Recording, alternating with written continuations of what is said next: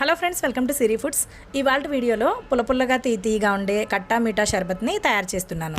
ఈ వేసవిలో డైలీ ఒక గ్లాస్ షర్బత్ తాగితే చాలు, చాలా హాయిగా ఉంటుందండి. ఇది తయారు చేసుకోవడం చాలా సింపుల్. పావు కప్పు పుదీనా, 1 ఇంచు అల్లాన్ని తీసుకుని ముక్కలుగా కట్ చేసుకుని 1 టీ స్పూన్ జీలకర్ర వేసి నీళ్లు వేయకుండా ఇలా పేస్ట్ చేసి తీసుకోండి. 1 కప్పులోకి ముందుగానే సబ్జా గింజల్ని 1 స్పూన్ సబ్జా గింజల్ని నానబెట్టుకుని తీసుకోవాలి.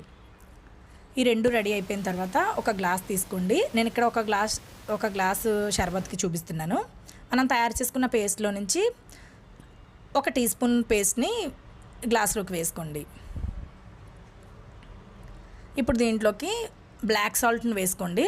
పావు టీ స్పూన్ బ్లాక్ సాల్ట్ వేసుకోవాలి, లేదంటే 1 పావు టీ స్పూన్ కన్నా కొంచెం తక్కువ నార్మల్ ఉప్పునైనా కూడా వేసుకోవచ్చు. 2 టేబుల్ స్పూన్ల పంచదార పొడిని కానీ పటిక బెల్లం పొడిని కానీ వేసుకోండి. ఈ తీపిదనం రావడం కోసం పంచదారని పొడి చేసి వేస్తున్నాను నేను. ఇప్పుడు మనం ముందుగానే నానబెట్టుకున్న సబ్జా గింజల్ని 3 చెంచాల సబ్జా గింజల్ని ఈ గ్లాసులోకి వేసుకోవాలి.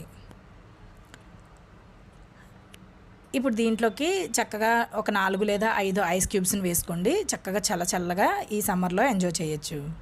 ఐస్ క్యూబ్స్ అవసరం లేకపోతే వేసుకోకపోయినా కూడా పర్వాలేదు. 1 గ్లాసు షర్బత్కి అరచెక్క నిమ్మకాయని ఈ విధంగా పిండేసుకోవాలి. అరచెక్క నిమ్మరసం అయితే చక్కగా పుల్లదనం అనేది సరిపోతుంది. నిమ్మరసం పిండేసిన తర్వాత గ్లాస్ నిండా ఒక పెద్ద గ్లాస్ తోటి వాటర్ని వేసేసుకోండి. నేను ఇక్కడ వాటర్నే వేసి చూపిస్తున్నాను. మీకు ఇష్టమైతే సోడాని కూడా వేసుకుని కలుపుకోవచ్చు. మనం నీళ్లు వేసేసిన తర్వాత అడుగు నుంచి పైకి 1 స్పూన్ తోటి బాగా కలిపేసుకుని చక్కగా పైన కొంచెం సబ్జాతోటి పుదీనాతోటి గార్నిష్ చేసుకుంటే మనకి కట్టా మీఠా షర్బత్ అనేది తయారైపోయిందండి. చాలా సింపుల్గా తయారు చేసేసాను. మీరు కూడా చాలా సింపుల్గా తయారు చేసుకోవచ్చు. మనం తయారు చేసుకున్న పుదీనా పేస్ట్ 2 గ్లాసుల షర్బత్ అయితే వస్తుంది.